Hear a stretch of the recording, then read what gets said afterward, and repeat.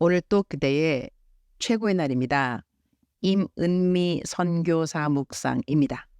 2024년 9월 21일 토요일 최고의 날. 내가 불과 물을 통과하고 나면 이르게 될 풍족한 곳이 있나니.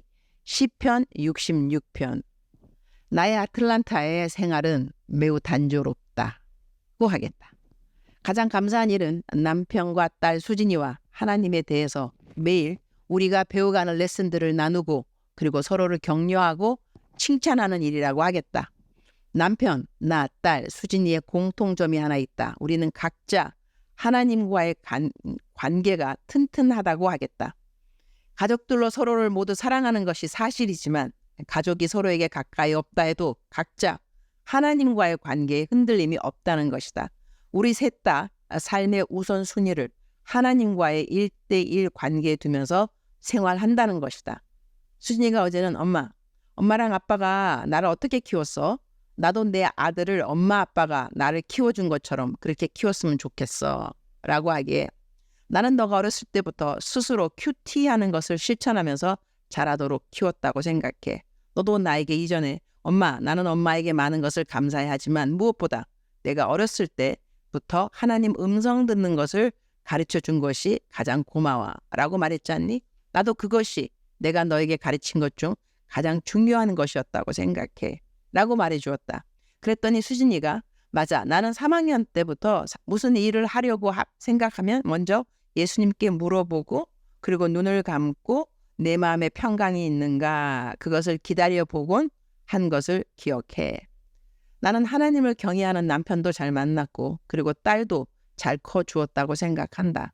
이제는 결혼을 해서 목사 사모가 된 수진이는 금요일이면 토요일에 있을 큐티방 사역의 음식 준비를 잘하는 모습을 보여주어서 고맙기만 하다.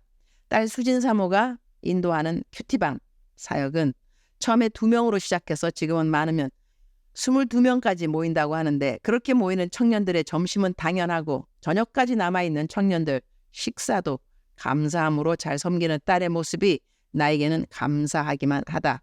손자가 아직 2살밖에 안 되어서 아기를 키우면서 남편 사역을 돕는 일이 쉬운 일 같지는 않은데 수진이는 한 번도 불평을 하지 않는다. 내 남편은 남편대로 요즘 미국의 정세 이야기를 하면서 주님 다시 오실 날이 날로 가까워짐을 이야기하면서 딸과 나의 신앙생활을 잘 점검해 주고 있어서 감사하다고 하겠다. 나의 평범한 요즘의 생활에 담장한 식구들이 보내주는 글들은 나에게 큰 격려가 된다고 하겠다. 오늘은 담장한 식구들이 보내온 많은 감사글 가운데 한 글을 부분적으로 공유한다. 아래는 담장한 식구의 글입니다. 임은미 선교사님께 중간 생략. 저는 60세가 되기까지 종교적 믿음이 없었습니다. 수용 생활을 하면서 부끄러운 떡 신자였습니다. 교도소에서 음어로 칭하는 기, 천, 불, 떡 신자입니다. 제 지인분 중에 누가 프리즌 리바이벌에 저를 인도해 주셨습니다. 매주마다 임은미 선교사님 묵상을 받을 수 있었습니다. 처음에는 읽는 둥 마는 둥 했었지만 시간이 지나면서 한 글자 한 글자 소중히 읽으면서 죄인 중에서 죄인인 저에게 심경 변화가 생겼습니다. 하나님을 믿고 따르며 은혜 받기를 원한다면 주님 앞에서 죄인인 제가 먼저 성경을 쓰는 것이 믿음에 대하여 도리라고 생각하고 2024년 2월 19일 구약전서 창세기 필사를 시작하여 2024년 9월 4일 신약전서 요한계시록 22장 21절 필사를 마무리했습니다. 저는 하나님이 어떤 분인지 모르고 관심이 없었습니다. 가끔씩 매스컴을 통하여 비춰지는 기독교의 민낯과 하나님의 말씀을 나쁘게 도용하는 종교 집단에 욕했던 사람입니다. 성경 필사와 임은미 선교사님 묵상집을 접하기 전에는 제 마음과 머릿속에는 악마가 있었습니다. 제가 감옥을 나가면 나를 이렇게 만든 사람들에게 죽음을 불사한 피해 보복으로 응징하고 이생을 마감하겠다는 확고 부동한 생각이 잠재해 있었습니다. 징벌로 가석방이 없어진 마당에 두려운 것이 없는 시비 거는 싸움닭으로 바뀌어 갔었습니다. 그래서 죽는 사람 소원도 들어준다고 하는데 살아있는 사람 소원이나 들어주자 하는 심경으로 필사를 시작하게 되었습니다. 돌이켜 생각하면 주 하나님께서 이 죄인을 믿음의 길로 인도해 은혜 주셨던 것으로 믿고 있습니다. 제가 구약전서, 신약전서 목록을 외울 수 있을 것이라 생각해 본 적이 없었는데 이게 웬일? 저도 모르는 사이에 줄줄이 알사탕 엮듯이 이어져 나오는 것이 신기했습니다. 그리고 수영자들 사이에 싸움닭으로 통하던 제가 순한 마음으로 변하고 있다는 것을 주변에서 알려주었습니다. 성경 필사하는 과정에서 심적인 안정감과 변화가 생긴 것 같습니다. 저는 기도하는 방법도 모르기 때문에 임은미 선교사님께서 보내주신 기도문을 읽고 있습니다. 몇 분 수용자에게 성경 필사로 마음의 행복을 얻으라고 했습니다. 곧 하나님을 가까이 찾는 방법이 되니까요. 제가 이곳에서 출소하면 다시 한번 필사를 하겠다는 다짐을 하고 있습니다. 늘 건강하시고 안녕히 계십시오. 하나님께 의지하며 은혜 받고 올바른 길을 걸어갈 것입니다. 여기까지가 담장한 19의 편지 글이었고요. 아랫부분은 저의 묵상 글입니다. 시편 66편 12절 사람들이 우리 머리를 타고 가게 하셨나이다. 우리가 불과 물을 통과하였더니 주께서 우리를 끌어내사 풍부한 곳에 들이셨나이다. 우리가 불과 물을 아예 만나지 않았으면 좋았을 것을 그런 생각이 드는 삶의 환경이 사람마다 다르기는 하겠지만 오늘 말씀에 그냥 힘과 용기를 얻게 된다고 하겠다. 불과 물을 만났지만 통과했다는 이 말씀, 불과 물을 통과하고 났더니 어떤 일이 일어났는가? 주께서 우리를 끌어내사 풍부한 곳에 들이셨나이다 라는 고백을 하게 되지 않는가 말이다. 우리가 생각하는 풍부한 곳은 어디가 될 수 있을까?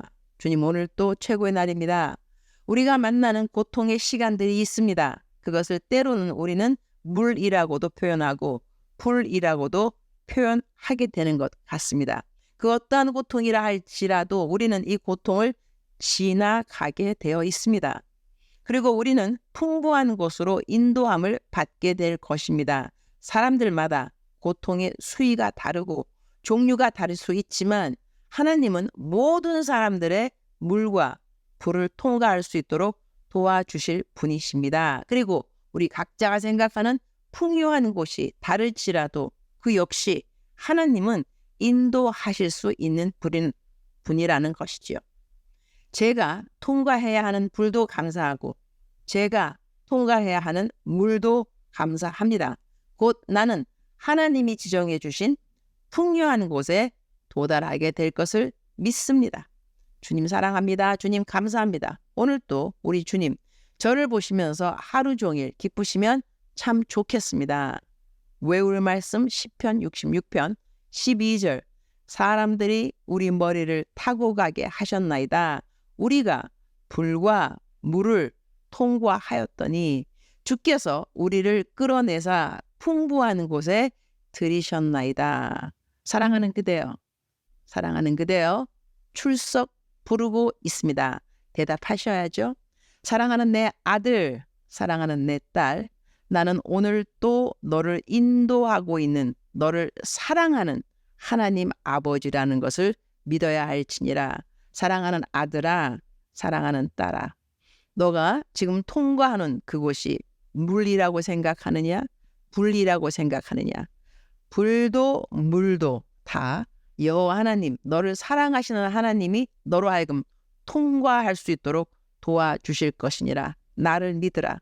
여호와 하나님, 나를 믿으라. 내가 너로 하여금 불도 물도 통과할 수 있도록 도와주겠다는 것이다. 나를 믿고 나를 의지하고 나를 바라고 기대하는 너가 될지니라.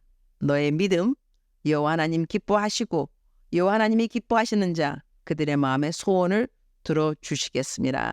너의 마음의 소원을 들어주실 여호와 하나님을 기대하고 믿고 의지할지니라. 사랑하는 그대여, 오늘 또 믿음의 행복, 그대 주님과 함께 하실 것을 믿고 축복합니다. 사랑하는 그대여, 사랑합니다.